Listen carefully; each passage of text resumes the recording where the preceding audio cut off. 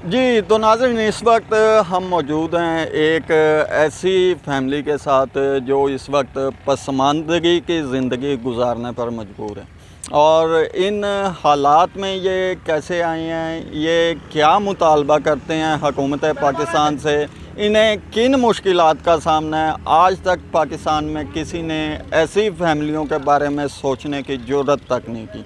तो आज हमारे साथ एक, यहाँ पे आप मेरे पीछे देख सकते हैं कि हमारे साथ एक शख्स ऐसे मौजूद हैं जहाँ पे हमें कुछ बच्चे भी खेलते हुए दिखाई दे रहे हैं। और ये काबिल अफसोस बात है कि इनकी ये हालात हैं रियासत पाकिस्तान के होते हुए, कानून साज असम्बलियाँ होते हुए, और ये लोग घरों से बेघर हैं और गुर्बत की ज़िंदगी गुजार रहे हैं। हमारे साथ एक शहरी ये इनके रहायशी मौजूद हैं, इनके साथ बात करते हैं। जी भाईजान, क्या नाम है आपका? मोहम्मद लतीफ़ सर। आप ये तंबू में कब से रहाइश पजीर हैं? ये जी बस कुछ 4 साल 5 साल से। 4-5 साल से। इससे पहले आपके घर वगैरह या कोई कारोबार, ऐसा क्या सिस्टम था जिससे? पहले सरकारी जगह में हमारे बाप रहते थे, वो किसी के नाम हो गई, उन्होंने बजा दिया, जगह उन्होंने ले ली, फिर उससे फिर आगे हम ऐसे ही चल रहे हैं। मेरे ख्याल से आपको मेरे साथ उर्दू में बात करते हुए परेशानी हो रही है, पंजाबी में बोल लें, कोई ऐसा इशू नहीं।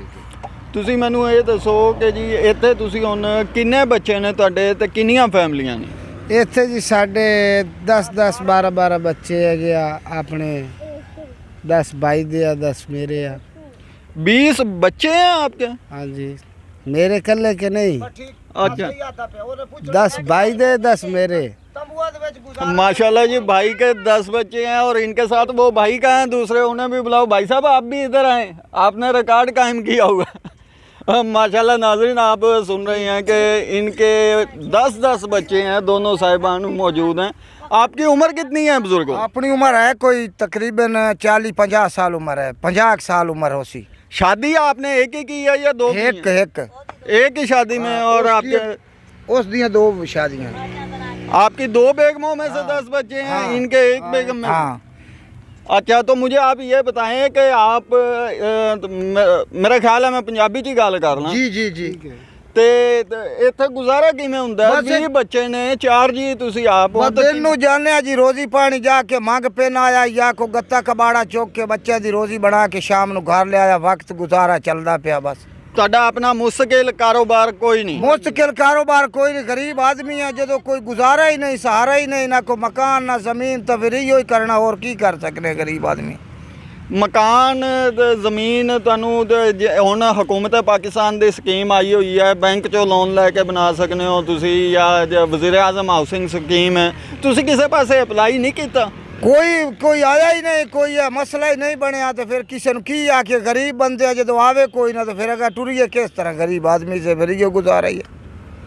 अच्छा, तो हुकूमत पाकिस्तान तो तुसी की मुतालबा करते जे हुकूमत ऐसा की इकदाम करे कि जी ताड़ी रहनुमाई हो सके? गरीब आदमी से कोई ज़मीन माड़ी मोटी मिले जिथे को बंदा को गुजारा कर लवे, को छपरी पा लवे, को मकान पा लवे, फिर अगर बंदा को दिहाड़ी दप्पा कर लवे या को माल बना लवे, अगर गुजारा चल सकता फिर। अच्छा, ये हुकूमत पाकिस्तान की जी एहसास हमदाद रिलीफ फंड आया, 12,000 रुपये लोगों को मिलते पे, तुहानू वो फंड मिले या नहीं मिले? नहीं, कोई नहीं मिला सर। ਤੁਸੀਂ ਮੋਬਾਈਲ ਇਸਤੇਮਾਲ ਕਰਦੇ ਹੋ? ਮੋਬਾਈਲ ਹੈ। ਤੇ ਮੈਸੇਜ ਕੀਤਾ ਸੀ ਤੁਸੀਂ? ਮੈਸੇਜ ਕਿਹਨਾਂ ਲੋਕਾਂ ਕੀਤਾ, ਉਹਨਾਂ ਨੂੰ ਮਿਲੇ ਨਾ, ਅਸੀਂ ਨਹੀਂ ਕਰ ਸਕੇ, ਸਾਨੂੰ ਨਹੀਂ ਮਿਲੇ। ਤੁਹਾਡਾ ਸ਼ਨਾਖਤੀ ਕਾਰਡ ਬਣਿਆ ਹੋਇਆ? ਬਿਲਕੁਲ ਬਣਿਆ ਹੋਇਆ। ਤੁਹਾਡਾ ਵੀ ਸ਼ਨਾਖਤੀ ਕਾਰਡ ਹੈ? ਹਾਂਜੀ ਬਣਿਆ ਹੋਇਆ, ਗੁੰਮ ਹੋ ਗਿਆ। ਇਹ ਤਾਂ ਗੁੰਮ ਹੋ ਗਿਆ, ਸਾਡੇ ਕੋਲ ਮੌਜੂਦ ਹੈ।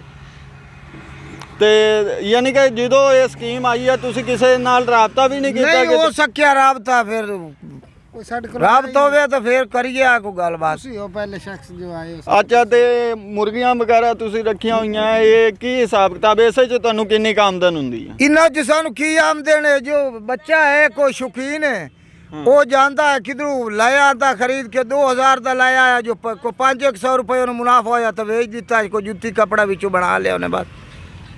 ਇਹ ਭਾਈ ਤਾਂ ਮੈਨੂੰ ਸਿੰਗਰ ਵੀ ਲੱਗਦਾ।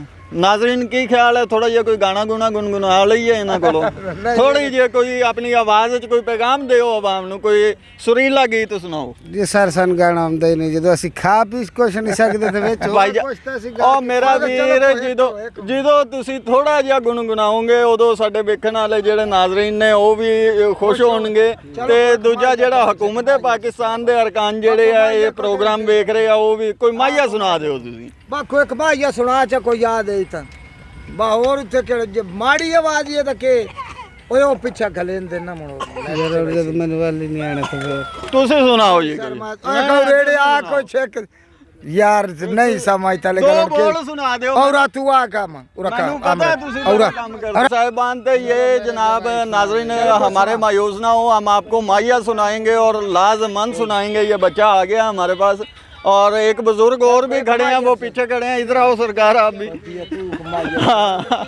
माहिया यहाँ पे प्रोग्राम ज़रा तफरीह की जगह पे भी जा रहा है हालांकि ये प्रोग्राम जो हमारा बनाने का मकसद है वो ये है कि ये जो पसमानदा लोग हैं मुस्तहिक लोग हैं यहाँ पे अभी आपको इस चीज़ का भी इल्म हो गया कि इधर के जो लोग हैं उन्हें इस चीज़ का भी नहीं पता कि एहसास हमदाद प्रोग्राम में हमने पैसे कैसे लेने हैं तो हुकूमत पाकिस्तान को ये इकदाम करने चाहिए थे जो इस किस्म की फैमिलीज़ हैं मुतासरा लोग हैं उन तक सर्वे करवाना चाहिए था हाई लेवल पे सर्वे होता इनका रिकॉर्ड जो था वो खुद इस्तेमाल करते अब यहाँ पे किसी का शनाख्ती कार्ड गुमा हुआ है और किसी के पास मोबाइल की सहूलत मौजूद नहीं है तो इसी वजह से ये लोग जो हैं वो परेशानी के आलम में हैं इनकी रहनुमाई होनी चाहिए अज़ान का वक्त हो गया अज़ान के बाद जी नाज़रीन यहाँ पे असल में ये जो लोग हैं माहिया वाली साइड पे ये कह रहे हैं कि हमें नहीं आते हैं क्योंकि ये अपने कारोबारी फील्ड में हैं ये अपना रोज़गार कमाने के चक्कर में होते हैं